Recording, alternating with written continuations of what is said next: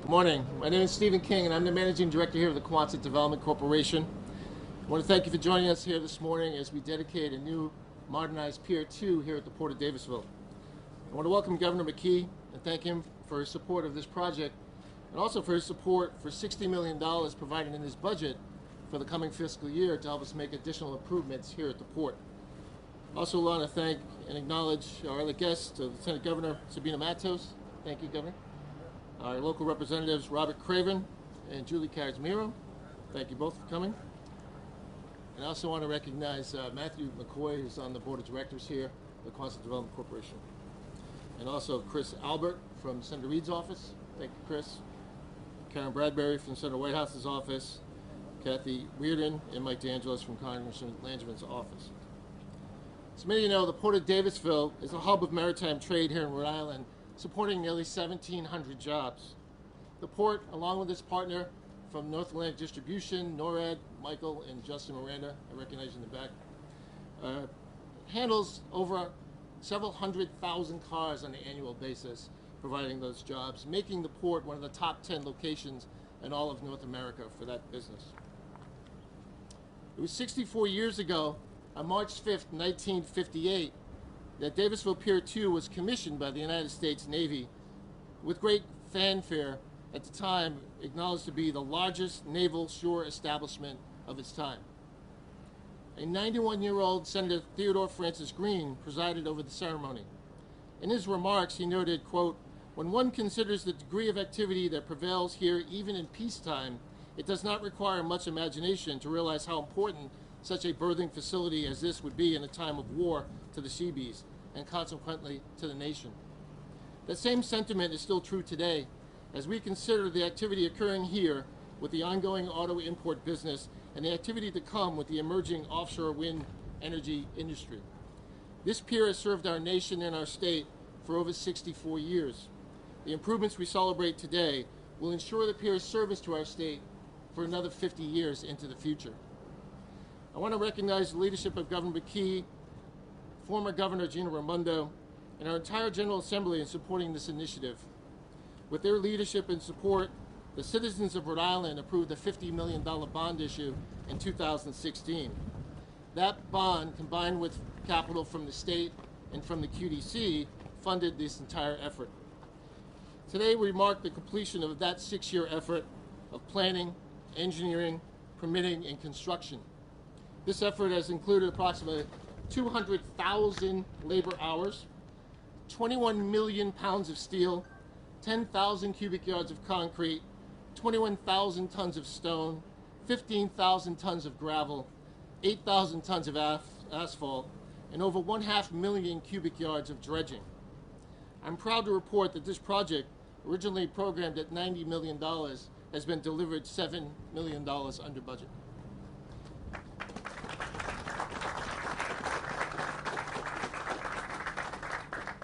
Making a project of this magnitude successful takes the efforts of many. I want to thank my entire staff at QDC, acknowledge their great effort, as well as the many private engineering and construction partners we've had during the project. That team is comprised of RT Group, Time Bond, Foth Environment and Engineering, GCA Geoenvironmental, Moffett Nickel, Par Corporation, Narragansett Improvement Company, Seaview Railroad, Great Lakes Dredge and Dock, Cashman Dredging and Marine Contracting, Specialty Diving Services, LM Heavy Civil Construction, and Manafort Transit, LLC. The completion of this project provides several benefits. As I mentioned, it extends useful life for the pier for 50 years. It provides a new berth along the east face. The governor was here with us just about a year ago. We dedicated that new berth at that time. And it provides deepened berth to accommodate larger vessels. And it ensures the ongoing import activity and ensures the ongoing jobs that I mentioned. And it provides a platform for new business with offshore wind. The Quonset Business Park today hosts over 200 companies employing nearly 13,000 people. The park's success is rooted in its infrastructure and its readiness. The completion of this project solidifies the readiness and infrastructure of the port's largest asset, Davisville Pier 2. As we celebrate this milestone, we look forward to many similar events, Governor, when we begin to make the new improvements with the $60 million included in your budget. At this time, it's now my honor to introduce the governor of our great state of Rhode Island, Governor Dan McKee. Thanks, Steve. It's great. It's great to be here. And we're not here, I want to really emphasize this. You know, we've seen, in Rhode Island, we have momentum like we've never seen before. But one of the reasons, and one of the primary reasons, is that the work that has been done in advance of this time frame, in advance of when the pandemic hit.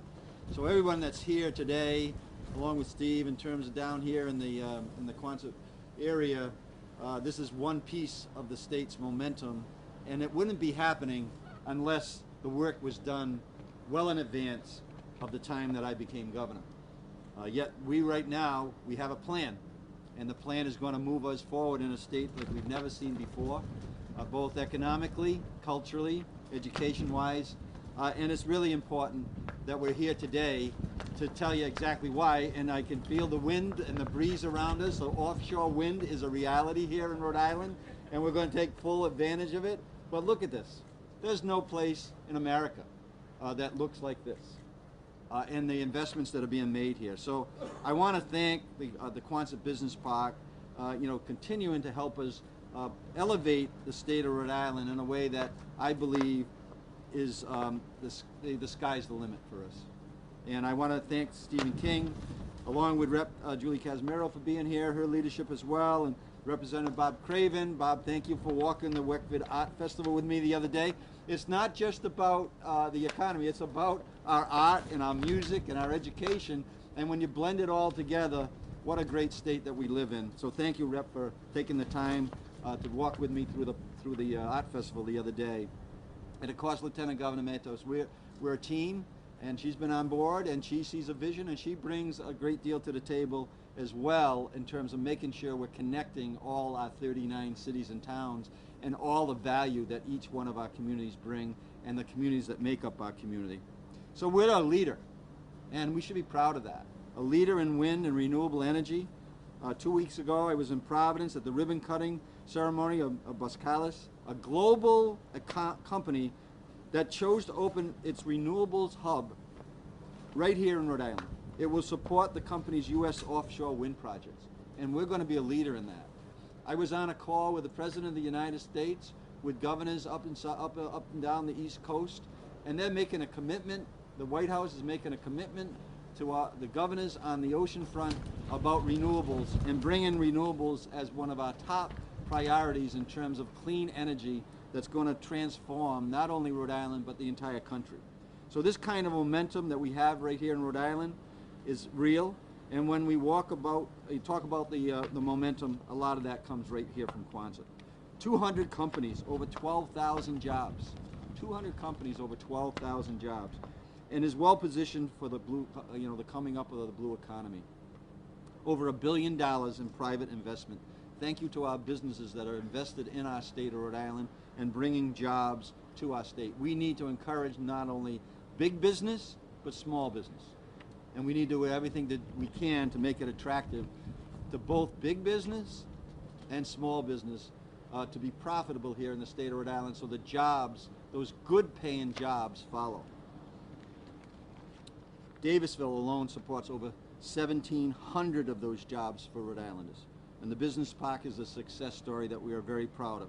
The latest modifications to Pier 2 are a significant step toward helping the state combat the climate crisis and furthers the goal of bringing more jobs, good paying jobs, here to Rhode Island in a variety of fields.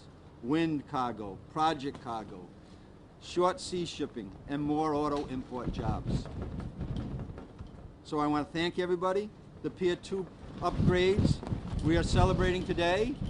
Just think every time we get a gust of wind, the more energy is going to the homes in the state of Rhode Island. That is good. $90 million bond approved by the voters in the state of Rhode Island. They're part of this momentum. Those bonds not approved, we're not standing here today. So we thank the voters and the people who live in the state of Rhode Island for having faith in the direction that we're taking as a state. The project came in $7 million under budget. What are we going to do with that $7 million, Steve? That's the question. Well, Governor, the state saved $3 million of it, and QDC did not have to borrow $4 million All right, we like that. I did a lot of that in the surplus that we just had, and I appropriated a lot of the surplus towards dollars that we did not have to borrow. That's a good thing, Steve. I learned that trick as a mayor of Cumberland. And also, one of the things you do, and I'll just end with this, you fill the pipeline with great ideas. And then those ideas come out one at a time. And if you backfill it, those ideas and those projects and those initiatives are going to keep on coming. I was fortunate, it's 6 years after I was mayor of Cumberland, for anybody who lives in Cumberland, we did wells on open space property so that we can use the water in the ground to actually provide water for the next 50 years for the people who live in the town of Cumberland. That's what we're doing here today. We're planting seeds, we're filling the pipeline with extraordinary ideas, and as a state we made a commitment to be bold in our efforts to address climate change. We are the ocean state, and we're proud of it. And we are in the forefront of the climate crisis. But we are also well positioned to lead the way for not only state of Rhode Island and Northeast corridor, but also for the entire country. And we're going to be recognized for that. And the reason that we're going to be recognized for that is the work that Steve and the Quonset Park Authority has accomplished here. I'm proud to be here. I'm looking forward to the next project on the other side of the vessel there that brought in the autos into Rhode Island. And then we're going to have a great project over there, and we'll have a ribbon cutting, what, in about 5 years, 4 years, 3 years? What do you think? About 3, Governor. 3 years. All right. 3 years, we'll be back here. We'll be here for the groundbreaking before then, though. Okay. All right. I'll give the mic back to you. Thank you so much. I do have a certificate of special recognition that I wanted to give to the Quonset Development Corporation in celebration of completed expansion of modernization of Pier 2 at the Quonset Port of Davisville. It's gratitude. I get to sign these things on behalf of myself as well as the people of the state of Rhode Island. So thank you very much, Steve. Appreciate it. Thank you.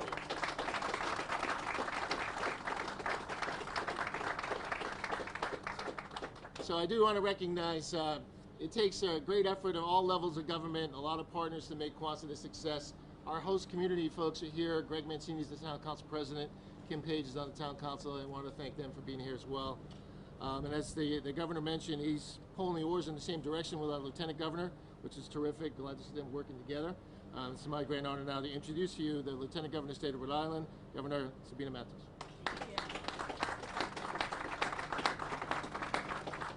Thank you so much. This is such a great opportunity to be here to say thank you. I want to thank the local elected officials. As you know, the governor and I go back to our local roots, and we know the importance of the work that happens at the local level. So I want to thank the council president and the council members that are here. I want to thank the state reps Casimiro and Craven for the work that you do. Thank you for what you're doing. I want to thank the governor for his vision to support and invest in the future of the state of Rhode Island. This is a great day that we're here today, but I'm going to put a seed in every of you in your mind. I've been talking individually to all of you. Think about the great thing that it would be if we had a train system that would come from Westerly, stop in Quonset, go to Pawtucket, and go to Woonsocket. And I'm gonna share this with you because all of us can make this happen. If we work in collaboration, this will be a game changer for the state of Rhode Island to make sure that we're connecting, as the governor said earlier.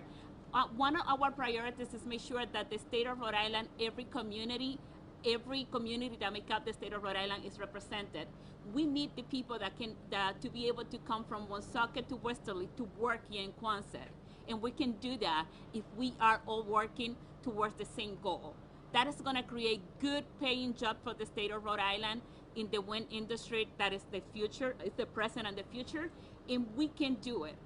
And with that also, one of the things that the governor always does is recognize the importance of the federal delegation that we have that can make this a reality. And right now we have the representatives right here from Senator Jack Reed, Senator Whitehouse, Congressman Cicilline, and Congressman Langevin, who has been working really hard at the federal level to bring resources to the state of Rhode Island so projects like this are a reality. So thank you to our amazing federal delegation. So with that, I just wanted to share that thought with all of you because all of us can work together to make that a reality. Let's work on that train station. Thank you. Isn't that a great idea? I like to coin it the Rhode Island Red Line. We could have the Rhode Island Red. So at this time, I'd like to introduce our two local representatives, beginning with Representative Julie Casimiro. As I mentioned, the funding for the project is what makes it go. As we all know, all spending bills begin in the House, so we're very fortunate to have two local representatives here representing North Kingstown and Quonset specifically.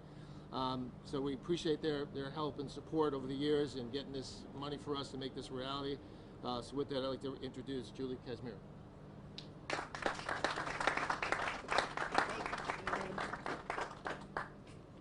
Thank you. I just wanted to say a real heartfelt thank you to Governor McKee for his continued investment in Quonset. There is amazing things happening here, and that's under Stephen King's leadership. It's just, I continue to be blown away by everything that I see, and I think everything that's happening here is really fantastic. This is an exciting day for the Port of Davisville as we retain jobs and continue to create new jobs. We're expanding businesses and the capacity of the port. But most importantly, when did you ever hear of a project coming in $7 million under budget? I am just in awe of everything that's happening here, and I just wanted to say congratulations to everyone who is involved, everyone who's working so hard to make this the gem of Rhode Island. Thank you, Governor McKee. Thank you, Stephen.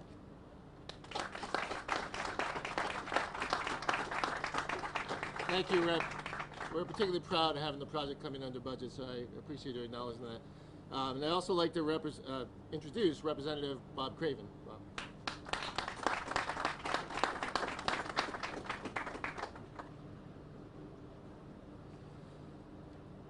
Thank you, Governor, Lieutenant Governor, my comrade in arms, Julie Casimiro, and our council president, and one of the most effective councils that I've ever seen here since I moved here in 1974, which includes Kim Page.